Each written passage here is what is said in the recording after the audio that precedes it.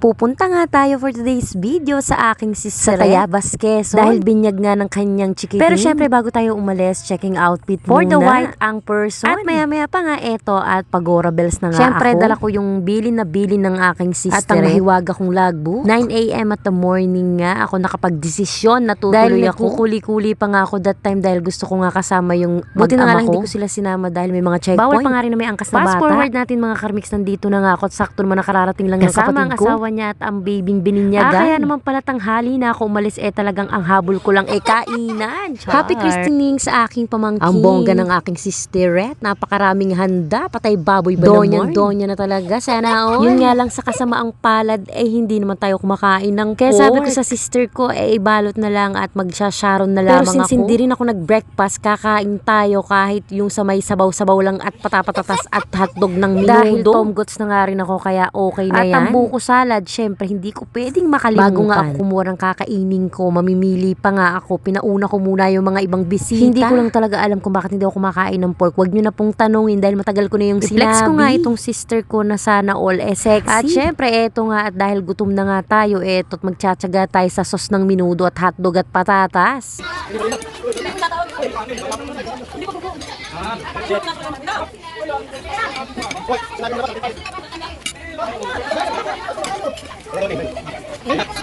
At syempre after ko ngang kumain ito, nagkukulitan kami ng pamangking ko. Di ba pogi? Sayang nga lang hindi ko kasamang pinsan mong pogi. Nakakatuwa nga tong babing to dahil hindi nangingilala. Tumawa na lang tumawa. Tambik-bik din. Ang sarap lapi-lapiruting. Naway lumaki ka ngang mabait at may takot sa Diyos. At sana naman hanggang paglaki mo smiling face ka pa rin. At ayos din naman tong sisterette ko at ang pag-giveaway tignan nyo naman pang shot puno kaya talaga. Naman syempre humingi na rin at ako. At nang magpapaalam na nga ako sa kanila, nang gulat ko nito nasasabitan daw yung bata. Ang sabi ko nga sa kanila, alam ko lang sinasabitan yung mga kinakasal. Hindi naman siguro lahat pero ganun daw dito sa Quezon, sa Tayabas. Na hindi talaga ako aware. At bago iabot sa akin ng sisterette ko nga ang aking pasyaron. Ang unang binigay nga sa akin ay aspile. Syempre medyo nahiya na ako. Toong unang nagsabit 1K bala ko agad. Sana ipapakimkim ko ay 100 pesos ang lang. Ang nangyari, 2 dilaw. Pero syempre once in a lifetime lang naman tayo binyagan. Kaya naman go lang. Nahihirapan pa nga ako iaspile ka ako yung isa na lamang. Always ready pala tong sisterette ko at marami para.